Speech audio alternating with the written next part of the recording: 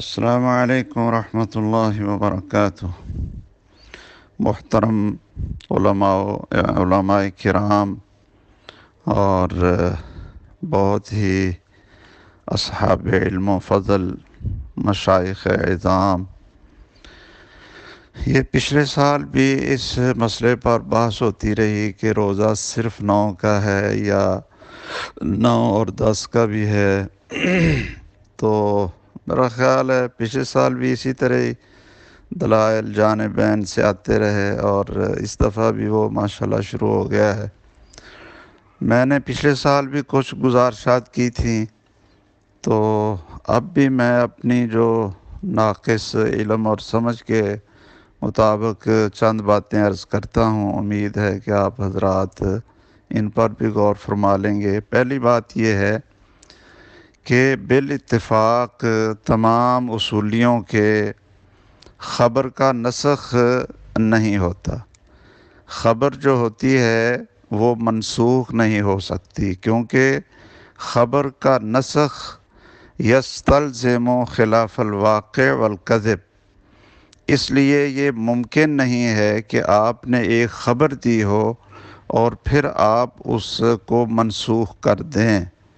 خبر کا نسخ ہوتا ہی نہیں۔ تمام اصول فقہ کی کتابیں آپ نکال کر دیکھ لیں تو یہ رسول اللہ صلی اللہ علیہ وسلم نے خبر دی ہے، صوم یوم عاشوراء یکفر السنۃ الماضیہ، یہ ایک خبر ہے، ایک فضیلت ہے۔ اب اس کو منسوخ قرار دینا کسی نص قطعی بھی کوئی نہیں ہے، اور ایسے ہی ظنون اور تخمینات کے ساتھ یہ چیز بالکل ناقابل فہم ہے۔ دوسری گزارش یہ ہے کہ یہ جو حدیث ہے لا اصومن التاسع، اس میں جو اس کو بیان کرنے والے ہیں وہ سیدنا عبداللہ ابن عباس ہیں رضی اللہ تعالیٰ عنہما، اور وہ خود کہتے ہیں، ان سے پوچھا گیا عاشوراء کے روزے کے بارے میں، جیسا کہ مصنف عبدالرزاق میں ہے اور اسی طرح سنن الکبریٰ بہقی میں ہے، بالکل صحیح سند کے ساتھ۔ تو انہوں نے فرمایا کہ صوم التاسع والعاشرہ خالف الیہود۔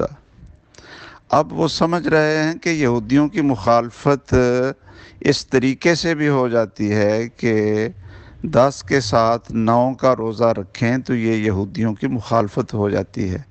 تو اب ایک فقیہ صحابی وہ خالف ہو کا بھی ان کو معنی ہمیں شک رہے کہ پتہ نہیں خالف ہو کا جو ہمیں معنی بڑا سمجھ آ رہا ہے کہ وہ اس دن روزہ ہی نہ رکھا جائے، تو یہ عبداللہ بن عباس رضی اللہ تعالی عنہما وہ نہیں یہ سمجھ رہے۔ اور ویسے بھی جو ایک حدیث اس کو شیخ البانی نے تو صحیح کہا ہے کہ لا تصوموا یوم السبت الا فیما افترض علیکم، کہ اکیلا جو ہے نا یہ جو روزہ ہے ہفتے کے دن کا، اس سے رسول اللہ صلی اللہ علیہ وسلم نے منع فرمایا۔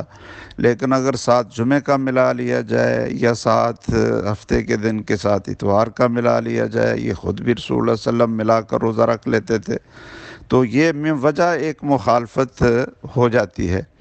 اسی طرح جو یہودی تھے وہ جوتا پہن کر نماز نہیں پڑھتے تھے۔ ہمیں یہ نہیں کہا کہ نماز ہی نہ پڑھو، یہ کہا کہ جوتا پہن کر نماز پڑھو، یہ ان کی مخالفت ہو جائے گی۔ یہ من وجہ مخالفت ہو جاتی ہے، اور انسان ان کی تشبہ سے بچ جاتا ہے۔ تیسری گزارش یہ ہے کہ سیدنا امیر معاویہ رضی اللہ تعالیٰ عنہ مدینہ منورہ میں جب حج کے بعد واپس آئے تو اس وقت کثیر صحابہ کی تعداد موجود تھی، اور انہوں نے مسجد نبوی میں آ کر خطبہ ارشاد فرمایا، اور یا اہل المدینہ این علماؤکم، یہ بھی انہوں نے ساتھ کہا اور یہ فرمایا کہ عاشورے کا روزہ رسول اللہ صلی اللہ علیہ وسلم نے اس کو پہلے حکم دیا تھا، اور بعد میں پھر جو آپ نے اس کا اختیار دے دیا تھا، تو ہم یہ عاشورے کا روزہ رکھیں گے۔ اب منبر پر خطبہ دینا، اگر یہ چیز منسوخ ہو چکی تھی تو امیر معاویہ رضی اللہ تعالیٰ عنہ کو تو چلو شاید آپ کہیں جی ان کو تو پتہ نہیں چلا تھا نسخ کا، تو پورے اہل مدینہ کو پتہ نہیں چلا تھا، یہ نسخ کا کہ یہ منسوخ ہو گیا ہے، کوئی اٹھ کر سیدنا امیر معاویہ سے کہہ دیتا کہ امیر معاویہ رضی اللہ تعالیٰ عنہ آپ ابھی خطبہ دے رہے ہیں اور ادھر تو یہ منسوخ یہ ہو چکا ہے، کسی کو نسخ کا پتہ ہی نہیں چلا، یہ ہمارے بعض احباب یا ہمارے کچھ ذی وقار اور گرامی قدر اساتذہ کرام میں ان کو ہی پتہ چلا کہ یہ منسوخ ہو گیا تھا، اور صحابہ کے دور میں کسی کو پتہ نہ چلا کہ یہ منسوخ ہو گیا تھا اور مسجد نبی میں خطبہ دیا جا رہا ہے۔ تو اسی طرح جو یہ بات ہے کہ لاسومن نتاسیہ کی دلالت قطعی ہے، یہ دلالت قطعی کیسے ہو سکتی ہے؟ آپ یہ کہہ سکتے ہیں کہ اس کا مفہوم مخالف جو تاسع کا ہے، وہ مفہوم مخالف یہ ہے کہ نہ 10 اور نہ 9، لیکن جب مفہوم مخالف کے خلاف منطوق آ جائے تو پھر مفہوم مخالف تو مراد ہی نہیں ہوتا۔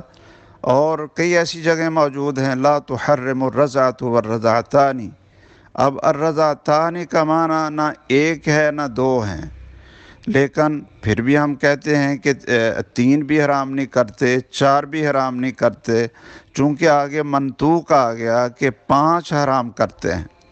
تو اس لیے یہ کوئی مضبوط دلیل نہیں ہے کہ تاسع کے لفظ کو پکڑ کر جس سے کسی صحابی کو سمجھ نہیں آئی بلکہ صحابہ کو اس کے خلاف سمجھ آئی، وہ ہم لے کر اس کو بیٹھ جائیں۔ تو بہرحال میرا تو رجحان جو ہے نا ناقص اپنی سمجھ کے مطابق یہی ہے کہ اس خبر کو منسوخ کہنا یہ ایک بہت بڑی جرأت ہے، یہ ذرا آپ اس پر غور کریں۔ اور سیدنا عبداللہ بن عباس کا یہ فتویٰ صحیح سند سے، اس پر آپ غور کریں۔